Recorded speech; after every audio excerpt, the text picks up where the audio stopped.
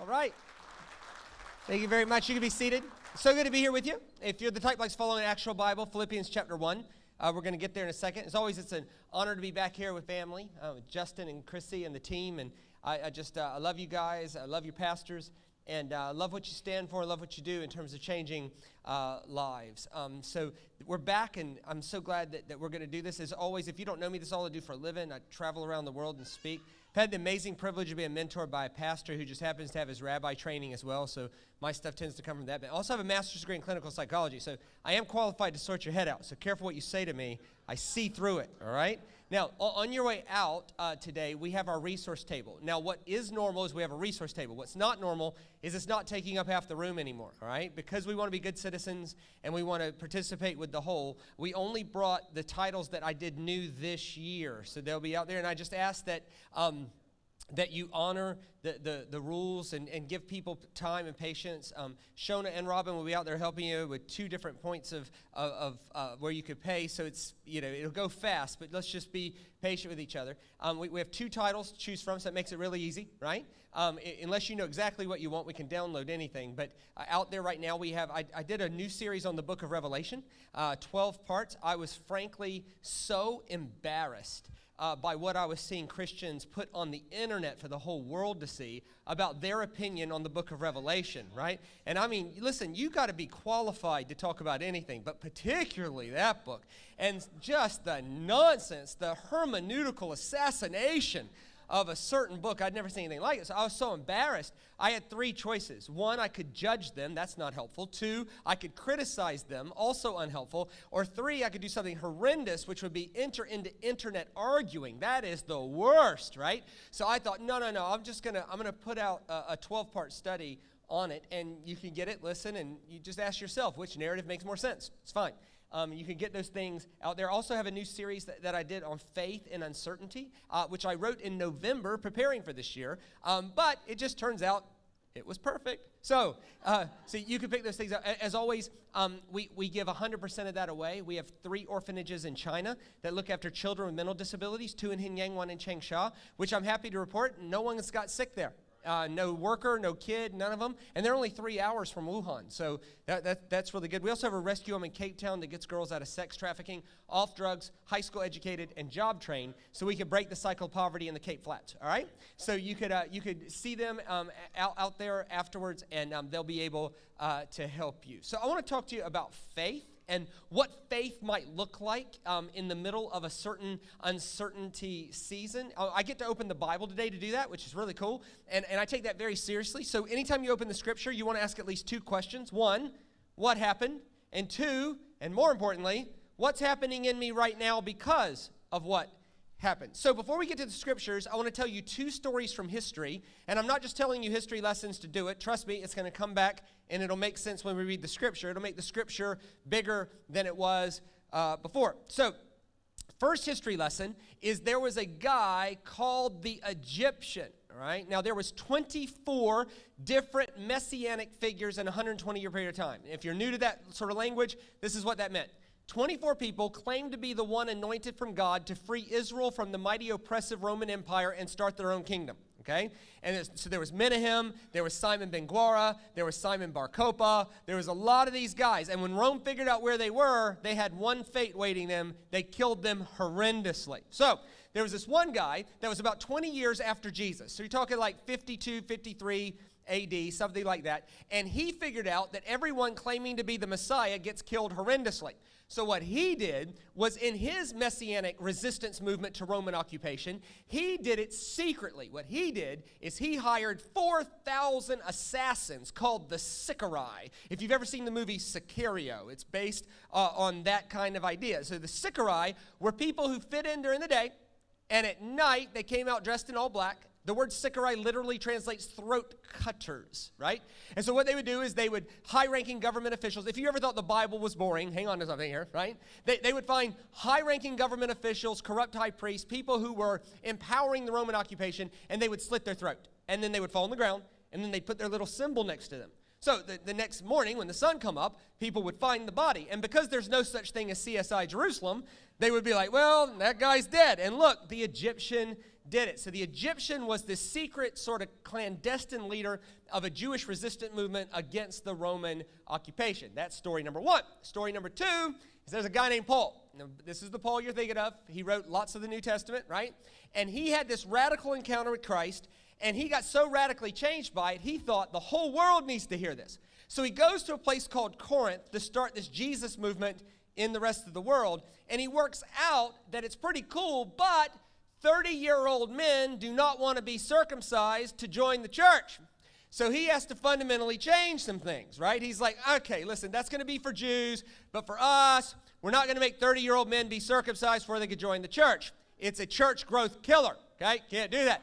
So he was saying things like, okay, I know it says to circumcise, but we're just not going to do that, right? I know it says don't eat bacon, but we love it so much, just do it, right? So what happened is the Jesus movement exploded in the Gentile world.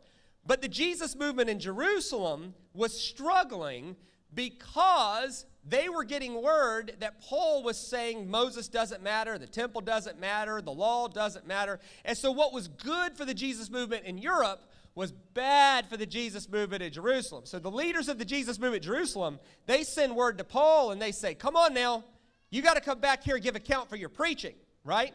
So Paul does what was reasonable. On his way back, he stops by Corinth because they have money, and he takes up a love offering for the church at Jerusalem. Because when you know there's going to be conflict, one good way to ease that conflict is to show up with some cash, right? So he shows up with a love offering from Corinth. And this is what the church at Jerusalem said. They said, bro, listen, we celebrate that anybody's saying yes to Jesus, no matter how that happens. That's not our issue. We celebrate what you're doing. Our issue is that you're making life hard for us here. Because the zealous Jews are reticent to join our movement because they think you're the leader of it, and they're hearing that you're doing away with Jews, that Jews don't matter. Law doesn't matter. Temple doesn't matter. We need you to sort this out, right? So Paul, being a good citizen, says, oh, I didn't think of that. How can I help you? And they said, here's all we need you to do. We need you to go through a temple cleansing. And if you go through a temple cleansing, that'll give a testimony to everybody that you think we still matter. Paul says, deal.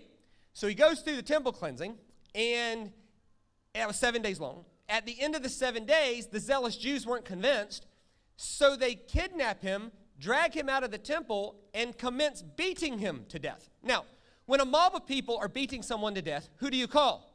The police, which is exactly what happened. Somebody runs to the Roman soldiers and says, there's a group of zealous Jews beating some poor guy to death. So the police show up, and they stop beating Paul, which is exactly what you would expect. When the police show up, the people quit beating Paul, and they're like, we don't know, we found him like this, right? That's exactly what happened. So the Roman soldiers don't know what to do, so what do? They arrest the guy that was beaten. That makes no sense. It says they bind him in 2 chains, and because of the severity of the beating, they had to carry him back to the army barracks, which would be like the police station. That's where the jail was. They're going to interrogate him. Now the question is why are they binding a guy who can barely walk? They must think something that isn't obvious, right? There must be something going on here. There must be a story underneath the story that makes the story make more sense. Now, that is my best ability to explain both those stories. Let's look at Acts 21. If you could bring that first slide up for me. As Paul was about to be brought to the barracks, he said to the tribune, that's the chief of police, may I say something to you?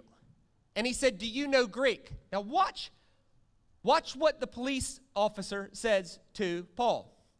Are you not the Egyptian, then, who recently stirred up a revolt and led the 4,000 men of assassins out into the wilderness? So what do you do when you can't cope with someone's theological differences? Well, now you just shame them on the internet. Back then, what you did is you tipped off Rome that the guy that's bothering you is this secret Messiah, the Egyptian you've been looking for, and they use Rome to get Paul out of their hair. Now, this was not unprecedented. They did that with Jesus as well. They accused him of being a rabble-rouser who's stirring up people all over Judea so that Rome would kill Jesus for them. They're wanting Rome to kill Paul for them. Here's the problem. Paul's got an advantage that Jesus didn't. Paul is a Roman citizen, which means you can't do a fake trial in the middle of the night and put him on a cross before everybody wakes up. Can't do that. He is worthy of an actual Roman trial. So Paul ends up in front of a governor named Felix. Felix says in Acts 24, I don't find any reason to charge this guy. Does that sound familiar? But as a favor to the Jews in Jerusalem, he kept him in prison for 2 years. Now that takes one sentence to read. That's 2 years of a man's life. Paul's in prison for 2 years, and Felix gets replaced by a guy named Festus. Highly unfortunate name. Festus essentially says, what are you doing here? You're obviously not the Egyptian. Paul knew that the corruption between the zealous Jewish leaders and the Roman governor was not going to end, so he appeals, as was his right as a Roman citizen, to the highest court in the Roman Empire, which would have been an audience in front of Caesar. That's how the book of Acts ends, is Paul is in prison in Rome, and he's going to get the death penalty because he won't come off the idea that Jesus is Lord, not Caesar. And if he doesn't come off that idea, Caesar is going to kill him. So Paul's in death row in Rome. And what do you do when you're on death row? You start writing your last words to people who matter to you. And Paul had started all of these churches, and he's writing letters. Theologically, they're called the prison epistles. That's the letters he wrote while waiting to be killed. And he's writing these letters back to the Philippians to say, look, I'm going to die, but here's what I want to leave with you. Now, keeping in mind, Paul's in prison because of a false accusation from a group of people that he brought money to. So, lesson number one, have you ever had somebody stab you in the back and you were trying to do nothing but help them? That's what's going on here. And in that light, Paul says some of the most inspirational things you can imagine. Like, if God started it, he'll complete it. Everything is possible. God, keep your mind on true, trustworthy, praiseworthy things. What might look like your destruction will actually turn out to be your salvation. This guy is inspiring. And if I could add one more thing to this, and I can, Paul died having never known if what he gave his life to worked. Paul died in 57 AD. The Gospels weren't written until 70. Right? Paul died without ever knowing if the Christian movement was going to go forward. Paul died before Constantine ever made it legal. Paul died not knowing if they were going to stuff the whole thing out, right? And he's like, if God started it, he'll complete it. I did it for God. I'll leave all the results in his hand. I'll be okay. Like, this guy is inspiring. And it's in that I want to examine one phrase he says, which is so moving once we know what he's talking about. This is Philippians chapter 1. So this is like one of those prison epistle things he was writing. Yes, and I will rejoice. Interesting choice of response to his circumstance. Let me remind you, he's being tortured on a systemic basis under the authority of a guy named Nero, and he's definitely going to die. Yes, and I will rejoice. For I know that through your prayers and the help of the Spirit of Jesus Christ, this will turn out for my deliverance. As it is my eager expectation and hope that I will not at all be ashamed, but that with full courage, now as always, Christ will be honored in my body, whether by life or by death. For me to live is Christ, and to die is gain. This will turn out for my deliverance. Here's the problem. It doesn't. Paul gets tortured until they kill him. So, if Paul is being prophetic here, like, I have enough faith to get out of this, he missed it. If Paul's saying he's going to escape jail, he missed it. If Paul's saying he's going to get out of the situation, hey, pray hard enough and I'll get out of this thing, he missed it entirely. And this is so confrontational. If you're here right now, I want you to tune back in if you've tuned out, right? And I want to speak to you. If you've ever been told by a well-meaning Christian, if you just had enough faith, this problem would leave you, right? If you just had enough faith, your kid wouldn't have been sick the other night, you know? If you prayed hard enough, he'd have been able to get through that a lot better than what he got through it with your lack of faith. If you just had enough faith, your wife wouldn't have left you. What's your problem?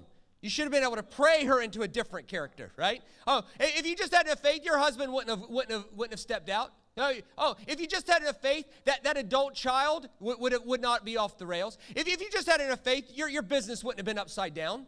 If you just had enough faith, that client wouldn't have left you. You know, if you had any faith, you could pray this thing. And if you just had enough faith, you wouldn't have any problems. You can get out of everything.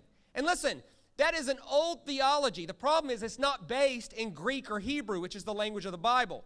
It's based in Latin. And the Latin for that theology is bullimus crapimus, okay? Like that makes no sense, right? But by those standards, Jesus had no faith, Paul had no faith, Peter had no faith, James had no faith, Philip had no faith. Are you kidding me right now? That great faith is not evinced in enough confidence to get out of everything. Great faith is something about our countenance within that thing. So the question then is what is Paul talking about? This will turn out for my deliverance. And then he goes on, nothing in his language here seems to indicate that he's going to get out of anything. He's talking about whatever they do to me, I don't want to be ashamed. I want Christ to be honored all the way to the end. And I've already come to the conclusion to die is going to be better anyway than what they're doing to me. So what's he talking about? This will turn out for my deliverance. Now, if you tuned out in any of that 8-minute history lesson, right? I did something for you. I put a summary on 2 slides in bullet points. Next slide. So, Paul's in prison in Rome, and he's seen as an enemy of the state due to one false accusation and one true one. The false accusation is that he was the Egyptian that stirred up a secret revolt of 4,000 secret assassins. Have you ever read somebody tell a lie about you? That's a pretty outlandish one. The other one is that he is claiming that Jesus is Lord, not Caesar. Now, that's true, and if he doesn't come off that, he's going to die, right? The Philippians were the only church to reach out and send someone to feed and resource Paul. Paul is awaiting a trial that would bring execution. He definitely dies. Next slide. Paul lived in a day where the world believed Caesar is Lord. They thought Caesar was not just a man. They thought he was God in flesh. And that created all kinds of problems. And they ruled this way with military might. This was Caesar's evangelism program. He showed up in your town with a platoon of soldiers, and you converted or they killed you. It was incredibly effective. The Christians were the social justice juggernauts who were standing against that, going, that's not the way to rule the world. If God was actually a man, he wouldn't be oppressing, raping, and pillaging 99% of the world to enrich the 1%. He would be lifting the lowly to the level of the elite. He'd be ending the class systems. This is not how a God would work if it was actually God in flesh. So Paul is writing this, and he says, this will turn out for my deliverance. The question is, what did he mean? Now, Paul is a first-century rabbi who's memorized all of the scriptures up to that point. And Paul is directly quoting a famous poem from the poetry section in the Old Testament. And in this poem, it's a play or a poem about a guy named Job. And here's what we know about Job. Job had a lot, he lost a lot, and then he got a lot back. That's a basic caricature of Job. And 42 chapters of this book is trying to explain why bad things are happening to a basically good dude, right? And it's at its most elemental level, the play Job or the poem Job is standing against transactional theology. Transactional theology says if something bad's happened to you, it's because you did something bad and God's making it happen to you, right? The book of Job basically says that's nonsense. By the way, so does Jesus. Jesus is like, the building fell on those people. Do you think you're more righteous than them, right? Transactional theology has no place in our world. It's primitive, it's old, it has no place, and it frankly makes no sense, and it's observably and critically not true. That's what Job is talking about. But of course, the play has to work this out. And he's got these 3 friends. And these 3 friends are the experts on why bad things happen. Do you know anybody like that? Like if you're going through something, do you have that person in your life that always can tell you why something's happening, right? Job's got 3 of those people, right? And they're annoying. 1's annoying. 3, unbearable. And then a 4th one shows up. It's a problem. And this is the basic way the book of Job goes over and over and over again. Job, it's something you did. No, it's not. Job, it's something you did. No, it's not. Job, it's something you did. No, it's not. Over and over and over again, right? And here's what happens. Job finally arcs up. And he essentially says, if God kills me or lets me live, that's in God's pay grade, not mine. But it won't be because of something I did. I'm standing firm on that. If God kills me, I'll stand in front of him and say, you had your reasons, love you anyway, but I'll argue my ways to his face, right? Let me show you this quote. This is from Job 13. Though he slay me, I'll hope in him. Yet I'll argue my ways to his face. This will be my deliverance, that the godless shall not come before him. So the phrase, this will turn out for my deliverance, in Jewish consciousness was a commitment to keep our hands clean and our heart pure in the middle of the struggle, not having enough confidence to get out of everything, but rather it's a demeanor, a disposition, a countenance of clean hands and pure heart in the middle of that something. So when Paul says to the Philippians, this will turn out for my deliverance, what if we read it this way? I'm making a commitment to you to keep my head up, my shoulders back, my hands clean, and my heart pure, so that no matter what they do to me, I will in no way be ashamed, that Christ will be honored all the way to the end, and I've reconciled that me to live for Christ, that's fine, but to die, that'll be better. Doesn't that make a whole lot more sense in terms of than trying to reconcile how Paul lacked faith? Actually, the greatest faith is not evinced in someone not struggling. The greatest faith is evinced in people who have the greatest countenance within the struggle. Think about the people who inspire you the most. They're never the people not going through anything. Like if I introduced you to a friend of mine and said, tell them your testimony, and they're like, hello, everybody. Let me tell you about my life. It's awesome. My marriage, awesome. My children, awesome. My business, booming. And when I think about my past, I got to tell you, folks, I pretty much nailed that too. We don't want to know that person. We don't like them, right? That's not inspiring. The most inspiring people are the ones that in the middle of the struggle, you didn't even know they were struggling because their great faith was evinced in hands clean and heart pure. This happens again with a guy named David. So, let me caricature this story. Shepherd boy brings cheese to his brothers, sees a giant Philistine warrior, says, bring it on, kills the guy, right? Becomes a national hero, becomes very popular to everybody except the king. And what we find out in this story is that David is very good at hand-to-hand combat. Like he is Jack Bauer on speed, man. He's Liam Neeson's character in Taken, right? That's David. David's like, lion, bring it on. Bear, come on. Giant Philistine warriors, come get you some, right? He is a bad man. He's a bad man. But what we also find in the story is that as good as he is at hand-to-hand combat, when it comes to hiding, frankly, he's terrible, right? He goes to a cave to hide, and 400 people were meeting him there already knowing where he was going. Which leads to this observation. Bro, you are awesome at fighting, but when it comes to hiding, frankly, you suck, right? It's that. So in his journeys and fleeing from Saul, he runs into this guy named Achish, the king of Gath, who's an ally of Saul, and he gets scared for his life. And watch how he handles this. Next slide. And the servants of Achish, the king of Gath, said, is this not David, the king of the land? Did they not sing to one another in dances? Saul struck down his thousands, but David 10,000s. And David took these words to heart and was much afraid of Achish, the king of Gath. So he changed his behavior. If you're a note taker, which a lot of you I could see are, right? Changed his behavior. That's the key phrase. We'll talk about that in a second. Before them, and he pretended to be insane in their hands. And he made marks in the door. That's a great survival technique. If you think someone's fixing to mess with you, act like you've lost your mind. Start scratching at the door, frothing at the mouth. Let spit run down your beard. Come on. They'll leave you alone because they think you're insane. But he changed his behavior. Now, what's interesting about this is the Hebrew. So, in the Hebrew language, the phrase changed his behavior is this word. Let me show it to you. Next slide. It's tamal, which is taste or flavor. You could say he changed his flavor or he changed his taste. Now, this is a metaphor for behavior. We still use it today. Like, if I did something that wasn't wrong, but it was inappropriate for context, you might say, Shane, that wasn't wrong per se, but it surely was in poor taste. So it's the same metaphor. Now, the translator rightly looks at it and goes, this is talking about behavior. So it says he changed his behavior.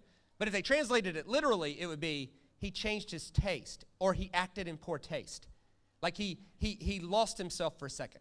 He acted to be insane. He had spit frothing out of his mouth. He's scratching at the door. Now, David gets out of the situation and he fears for his life, so he runs to a cave, because that's what you do. Because where can you hide from a powerful man? In a cave. Here's the problem. He gets to a cave and 400 people beat him there knowing that's where he was going. Right?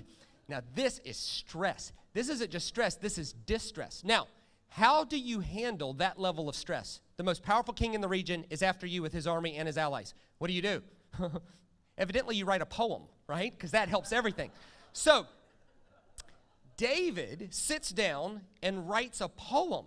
How do we know that? Because he wrote it down. How do we know what he wrote? Because we still have it.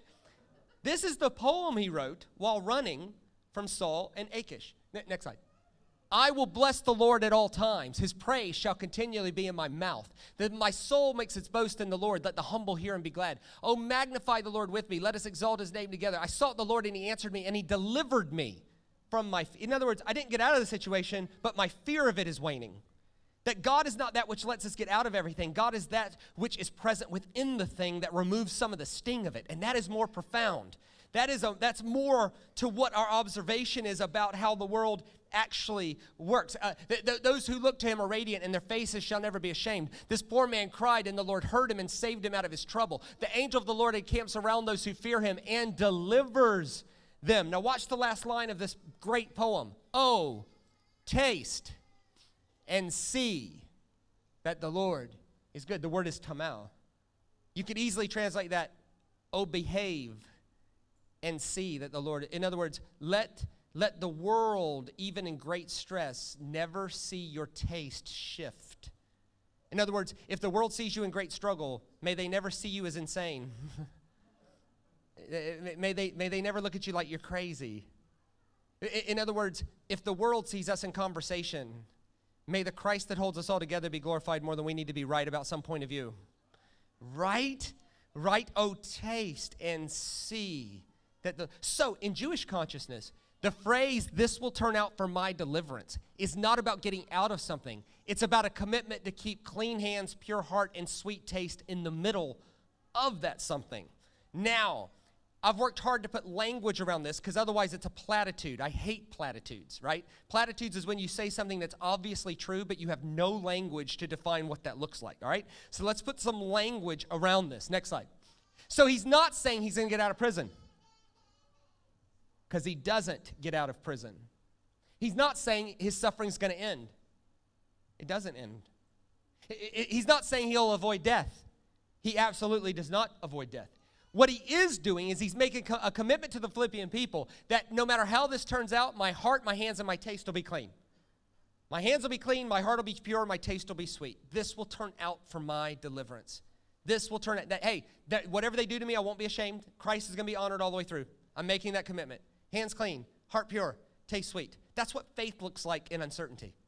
That if you've ever gone through something and you didn't get your way, it didn't go how you thought it should go, and you're thinking, where is my faith? Do I have a faith problem? No, faith is not evinced in you getting everything we want. Faith is evinced in our countenance and our disposition in the middle of things we don't get what we want. It's clean hands, pure heart, sweet taste. This will turn out for my deliverance. Let's say it another way. No matter how difficult this gets, I won't enter into a way of thinking I'll regret.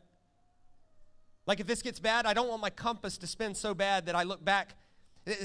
Social scientists did a study about people who go through divorces. And what they found was that the 9 months after a divorce, your compass spins so bad that when they interviewed people 5 years about their behavior 9 months out of a divorce, and what they found was that the response was so, like, people almost unanimously look back and go, what was I thinking?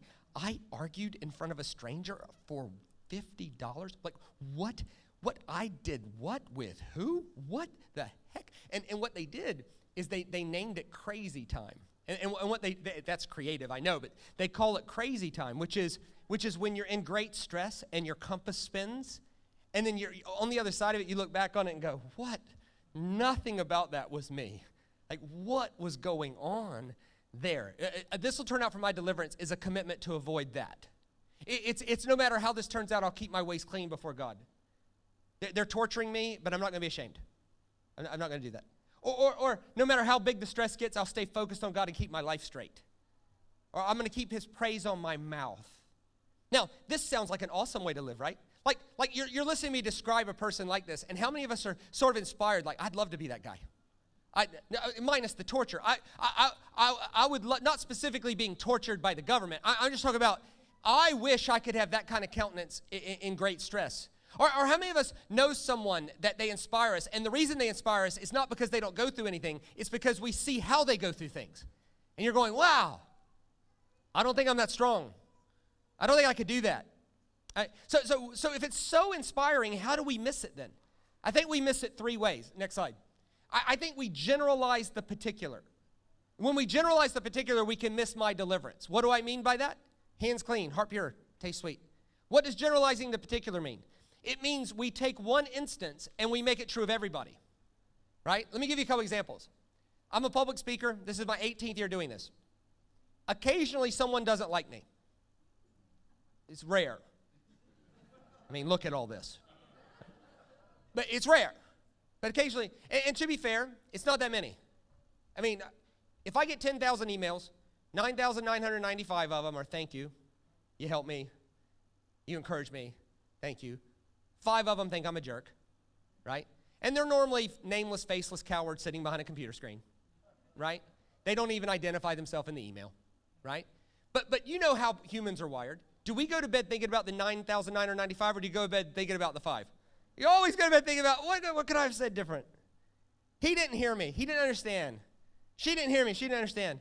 And then that's one step away from, nobody hears me. Nobody understands. I'm not making any difference in anybody's life. I'm wasting my day. That's what generalizing the particular looks like, right? Or you invite someone to church. Would you like to come to church? Like, no, hate church. Why? Church hurts people. Church hurts people. Well, the church down the road's feeding 1,500 people a week that wouldn't have food. What do you mean? No, I went to this one church one time, this lady on the 3rd row. Yeah. Okay, yeah, one lady at one moment. Or like when I was counseling, you see some people sometimes, it's like, I'm never trusting a man again. Never trusting a man ever again. Why? All men cheat. All of us? All of us. I know lots of men who haven't. I do. I know lots of women who have. I know lots of women who haven't. But you can't generalize the particular. You can't say all men or something. No, okay, obviously the person you had an experience with, yes. But let's call that what it is. He did it, right? Or you see this with people who don't like Christianity. They'll go, Christianity's all crap. But when you hone them down, you're like, which part? The part where we build hospitals in poor rural villages in India? That part? No, that's lovely. Oh, the part where we feed the poor? Is that? No, that part's lovely. So what part are you exactly talking about, right? So when we generalize the particular. Or secondly is when we freeze the present. To freeze the present is the idea that this pain we're in will never leave. And look, it's just in us to freeze the present. It is. Like heck, if we get a bad enough cold, we're thinking, I'll never breathe again. That's me done. You know? Or heartbreak, you know. Somebody breaks up with you. Like we all remember our first breakup, remember? Take a second. Remember that first breakup? I remember the first girl that broke up with me. Of course I do. And it was mutual. And don't you think anything less of that?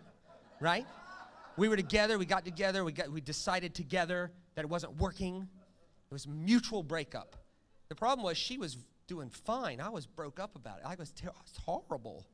And when you want to reattract somebody, what do? Obviously, you act desperate, right? And pout. It's really attractive, right? Okay? But think about this. Like I'm 14, right? And I'm like, oh God, I love her so much. I'll never find anybody. Oh, right? I'm 14 years old. You know? My dad comes to get me from school. My dad's like, hey, what's the matter with you? If you've ever parented a teenager, what did I say? Nothing. Nothing's the matter. My dad was like, nothing? Really? Then tell your face that. Because here's the problem. I can't see your heart, but I can see your face. And if your face is any indication of what's going on in your heart, then there's a problem. So if there's really no problem, that means your face is broken. So fix your flipping face.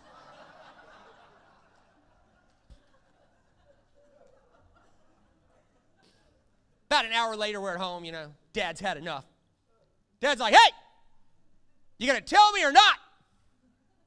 I was like, Dad, she broke up with me. It was mutual. I hurt so bad. My dad looked at me and said, boy, are you crying over a girl? Like, yeah, Dad, this hurts. The pain will never leave.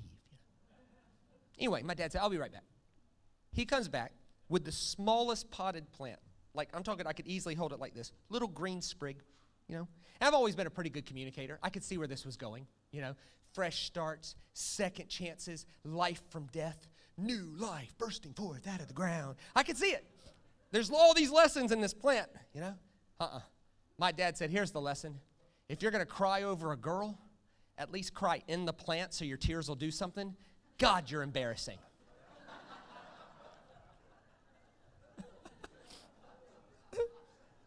And you know he was right. 2 weeks later, new girl, forget her, right? Right? Like, we lose our deliverance when we generalize the particular or we freeze the present. Because when we generalize the particular or freeze the present, there's only one choice, and that's to lose the plot. Like, if everybody is against me and it's never going to end, well, we may as well. But there's a better way to live. There's my deliverance. Clean hands, pure heart, sweet taste. The question is, how? Paul says it this way for him. Hopefully we'll be inspired by him. Next slide. Is through your prayers and the provision of the Spirit of Jesus Christ. So evidently to Paul, when you're going through something, there's an extra grace of the Spirit of Jesus around if you can pay attention enough to see it. But then he doesn't let the church off the hook. He says, but it's also through your prayers. And this is where it gets very convicting, right? Because sometimes we absolve ourselves from being present in someone else's pain because we can't solve the problem. And here's the thing, we go, well, there's nothing I can do about it. So since I can't fix it, I'll be seen as someone who lacks faith if I try to engage it. So what I'll do is I'll just absolve myself from being present in it. And this is how we do that. I'm so sorry, we'll remember you in our prayers. What? Keep that Tennessee redneck stuff. What are you talking about? I'll remember you in my prayer. What is that? No. What you've just done is you've absolved yourself of being present with that person in their pain because we can't fix it. What if we relieved ourselves from the pressure of having to fix everybody's problem and just committed to bringing hope and be present in it? What if prayer is more, I'm aware that the same Spirit that holds me together is holding you together because in Christ all things are held together, and you look low on hope and I've got a bit more hope, so I'm going to share my hope with you. Now, that doesn't mean I can fix it, but that does mean I'm committed to you not going through it alone. I have a vested interest in your deliverance. What does that mean? It means clean hands, pure heart, sweet taste. Now, when you open Scripture, you want to ask two questions. One, what happened? That's my best effort in explaining what happened. But secondly, you want to ask, what's happening in me right now because of what happened? So let's put some language around that. Next slide. So what does this teach us about togetherness? Identifying with the suffering and pain of others. Maybe I could inspire us with a third story. There's the Egyptian, there's Paul, and then there's a guy I met in my lifetime. The man's name was Richard Wurmbrand. Now, if you're over 50, you probably go, oh yeah, Richard Wurmbrand. If you're under 50, you might go, who's Richard Wurmbrand, right? Richard Wurmbrand was the father of the church in Romania. The church in Romania exists because of Richard Wurmbrand and some other brave people, but Richard Wurmbrand was the guy that really paid the price. Richard Wurmbrand was tortured. Him and his wife were tortured together by the communist military in Romania for standing up for religious freedom. And when I say tortured, real, like government-sanctioned torture. And I got to meet him. When I met him, he was very old. He was in a wheelchair, and his feet were had to be propped up. His feet were like size 22, even though they were only meant to be size 10. And the reason is because part of his torture was they would stock his legs, and then an army soldier would take a bamboo rod and beat the bottoms of his feet. That was part of his torture. They would regularly strip his wife naked and throw her in buckets of ice water, and then let her stand out shivering. And they would ask him to deny Christ, and she was telling him, "Please don't." And it's just and you thought Sally from accounting was a pain. This guy. See, stress and struggle is subjective. And the weight of it is subjective. When Paul said, my light and momentary struggles, well, he was being tortured by Nero. What's your problem? What's my problem? Is Sally from accounting really that annoying, right? So Richard Wurmbrand is being beaten, tortured. His wife's being beaten and tortured, all for religious freedom. And so I won this drawing that allowed me to sit with like a group of 12 of us with him. And I remember we asked him, there's two things that stuck from that conversation, and I'll never forget it for my whole life. One is we asked him, how did you handle the torturers? Like, so this guy's coming in, and he's trained to inflict pain on you, and he's going to inflict pain on you. How'd you deal with him? And he said, oh, we always handled that the same way. He said, when they were done beating us, when he was leaving, we would say, whether it was me or my wife, we would say, we love you, God loves you, we forgive you, God forgives you, Go home tonight knowing there's nothing between you and God. We love you. God loves you. We forgive you. God forgives you. Go home tonight knowing there's nothing between you and God. Which is far more profound than, I'm going to call down fire from heaven and destroy you now. No. Love conquers this stuff. We love you. God loves you. We forgive you. God forgives you. Go home tonight knowing there's nothing between you and God. He said what would happen is every now and then a soldier would say, can you connect me to this unbelievable love that must be unbelievable to be that connected to love like that. And he would lead them to Christ. And he said that was the best. He said because the soldiers, when they got led to Christ, they didn't take them off the beating schedule. So when the soldiers that were led to Christ were the torturers for the day, that was the best. Because what they'd do is they'd come in and beat the wall and we'd scream. It was a big play. It was amazing, right? He said, but the second thing we asked was, we said, how'd you get through it?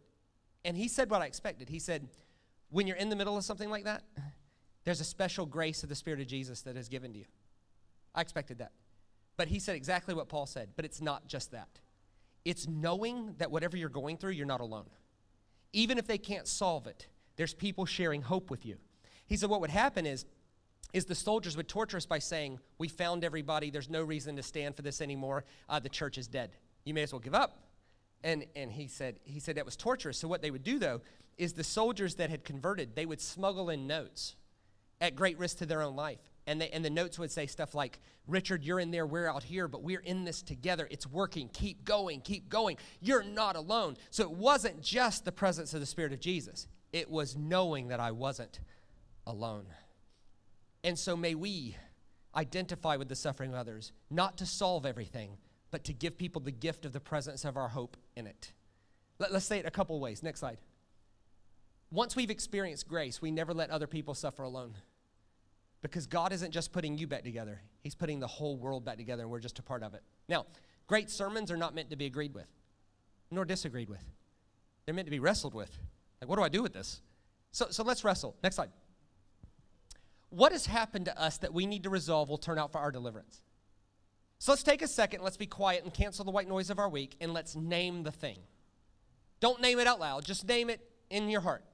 This is the thing that I've done everything I could do. I can no longer control it. This is the thing. It's a medical test. I'm nervous about it. It's my 26-year-old son. He's off the rails. It's my 6-year-old has this illness that they're trying to work out what it is. It's my neighbor. It's my biggest client is threatening to leave. It's Sally in accounting. Whatever it is, let's name it and just make a commitment. This will turn out for my deliverance. What's that mean? It means no matter how this works out, my hands will be clean, my heart will be pure, my taste will be sweet. Head up, shoulders back, hand clean, heart pure, taste sweet. Can we commit to having clean hands, pure heart, and great taste? Is there any place we're tempted to lose the plot right now? Throw it in, Let's say it this way. Is there any place we've frozen the present? Don't freeze the present. That's not how the world works. Pain ends. See, the Western world sees time linearly. It's a relatively new thing. The ancient world saw time as a circle going around a line. And you have winter seasons. But every winter season is followed by a spring season. You don't freeze the present. Time doesn't stand still. It moves. Maybe the most obvious application for today is, do you need prayer? Is there anyone here who, this is not an altar call, can't do that right now, but is there anyone here who would say, I'm running low on hope, and if someone would be willing to pray for me, I'd love to borrow some hope? Maybe you could be brave enough to find someone you know and go, you know what, I'm actually running a little low on hope today. Can I borrow some of yours? You look like you're doing pretty good. And they'll let you. And if they won't, steal it. I don't know. It'll be okay. They just not we'll pray for you. No, more profound than that. I'm so aware that the same Spirit's holding me together is holding you together. I'm going to share some of my hope. Maybe we can say it this way. Next slide. This will turn out for my deliverance. Where do we need to say that till we feel it? Maybe we need to name the thing and confess, you know what? This will turn out for my deliverance. What do I mean by that? Hands clean, heart pure, taste sweet. So Lord, I pray that you'd give us the courage to see things different, the ears of spurs to act upon what we see. This will turn out for my deliverance. Why don't you just take a second and name the thing? And then with some gusto, let's confess this together. It just says this will turn out for my deliverance. Ready? Go. This will turn out for my deliverance. All together with way more gusto. Ready? Go. This will turn out for my deliverance. Let's try that again. Ready? Go. This will turn out for my deliverance. So Lord, give us the courage to have clean hands, pure heart, sweet taste. Clean hands, pure heart, sweet taste. This will turn out for my deliverance. Would you look this way? I hope Jesus got bigger for you today. The cross worked better and the resurrection central scriptures got bigger, not smaller. May we have the courage and be given the grace to show the world what faith looks like. What does faith look like? Oh, we can command anything. No. Faith is clean hands, pure heart, sweet taste. May we go through the struggle with our head up, our shoulders back, our hands clean, our heart pure, our taste sweet. For this will turn out for my deliverance. Till I see you next time, grace and peace, everybody.